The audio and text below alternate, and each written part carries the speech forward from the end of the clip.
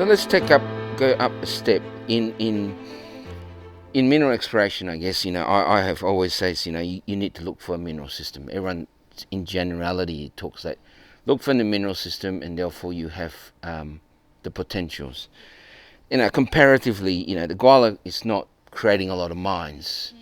And why do you think the Gwalar is not giving up its secrets so easily, or it's not giving up its secrets, or what's the reason? Oh, that's an interesting question, quite a hard one. I think we get focused on certain commodities. I mean, Gawler is known for its copper, right? So, ISCG province. So I think there's a lot that we've seen that we don't realize we've seen in a way. We miss things because we hyper focus on a certain commodity.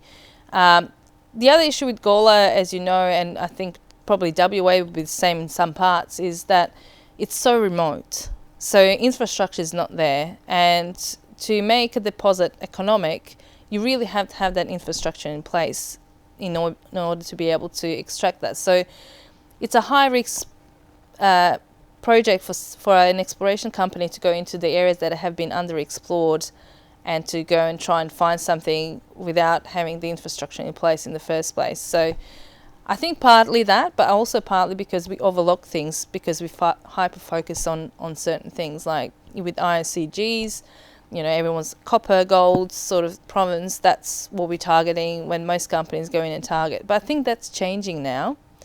I think the other thing that we also do at the survey quite well now is that we are now in the process of digitizing everything and creating these seamless digital geology maps that explorers will, have access to, and then, go in and I guess create better targets in a sense, and maybe de-risk some of the issues that they might have.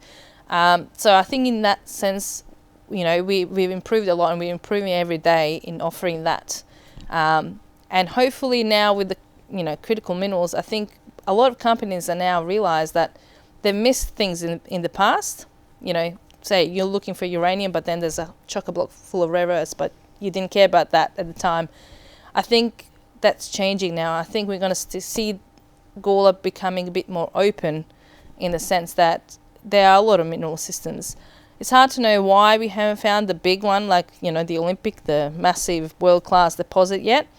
It's there, but, cover, infrastructure, everything plays a part in why we haven't done so well. So, we have a couple also protection areas, like Woomera Protection Area and the APY lands that haven't really opened up, but, in the future, who knows how that's going to go. So, yeah, Gawler in itself, I think, is only now sort of starting to light up, particularly for clay-hosted rare earths. I think there's a lot of potential there. There's a whole bunch of companies now that have found quite significant intercepts of rare earths. One tricky part with rare earths in ISCG systems, so South Australia, I guess at Olympic Dam, they have one of the largest resources of rare earths in Australia. They've got, I think, it was some ridiculous 1.3 billion tonnes at 0.3% total rare earths. So that's about 35 million tonnes of rare earths sitting there.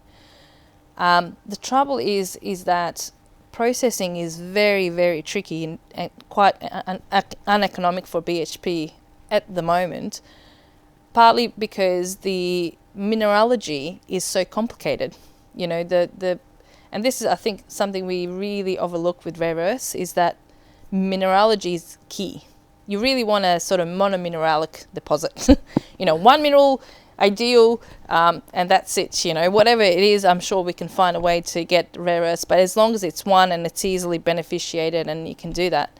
Unfortunately, with ISCG deposits, it's going to be very hard to do that. You've got different types of minerals that can be quite fine. I think that's one of the issues that the BHP would be having, is that they're really, really fine fractions. So they come out in slimes and different parts of the metallurgical process and copper extraction. So you really, to open up Gawler, you really need to be economic in terms of rare earths. I'm talking like there's potential for other critical minerals that we haven't really discussed, base metals and things like that for sure. But in terms of rare earths, I think we still have a long way to go in understanding, the mineralogy and the mineral systems of the Gawler. IOCG we know quite well. We know what minerals are there, but the metallurgical side is going to be a problem. And so I guess that's one of the things that's going to be one of the key questions going forward. I mean, Olympic Dam is a mega deposit, and in some ways, a lot of the conversation I've had people is that, there's so many piles of, and you yourself mentioned that 1590 is the starting date, but there's so many other fluid actions which are much recent and things like that. And once you've cooked things so hard, it can complicate things. So I guess it's the monster that everyone compares to, but then you got the Carrapatinas and Prominent Hills and the I think Oak Dam West or something like that. They're much smaller. I don't know the complexity or simplicity, whatever. But I guess there are still anyone who find one of those should be more than happy. I agree. And Havela's got the 200,000 tons of tin sitting there, and there's gold. But no one seems to talk about all that. Everyone's things like the three big ones, right? Olympic Dam, Carrapatina, Prominent Hill. Things like that, but no one talks about even Challenger's kind of like lost, but that's a high grade metamorphic gold mine, which is unique, produced a lot of gold at its time, but it's sitting there by itself, and the nearest neighbour is probably Tunkilia, but not quite there yet. Then you draw another 100 odd kilometres, then you hit the IOCG belt, but anywhere in there, it's kind of like anything can happen, right? I think if you want to open up Gawler in South Australia, build a refinery for rare earths in SA and see what happens. I think we lack the downstream processing. So for any company to start up, processing rare earths in South Australia, they're going to need to be the first, and it's going to cost a lot of money. So you would have to have quite a significant deposit that is really quite good grades and quite continuous, quite big, a lot of tons to be able to justify doing that. But if you had that in place, then you can open up for a lot of the smaller deposits to start coming in as well and coming on board. So it's just hitting that first one. So that's why Olympic Dam, Carrapatina, Prominent Hill are so successful, is because Olympic Dam have the refinery, they refine everything. Now BHP and Oz have merged, or they've taken over, so that's essentially one company now, and they've got all the facilities there for processing it. But we don't have anything like that for rare earths at the moment. Copper-Mara, the AR3, they I think they're doing small pilot testing to see, they produced, I think one of the releases they released a couple of months ago said that they produced a concentrate of rare earths, so that's a good sign. But really what's holding it back is having that capacity here to process to create the rare earth concentrate. In Western Australia you've got the Eneabba stockpile and the plant there, refinery, that's going to be getting stuff from the Browns Range, which is another really unique type of deposit. It's quite localized in Australia. I haven't really read many worldwide deposits that match that one.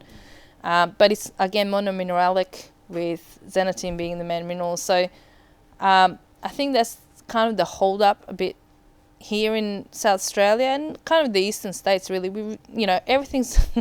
you guys have everything in WA. But I think, we really need to hit that big one, good one, to be able to justify having, processing that here in South Australia. So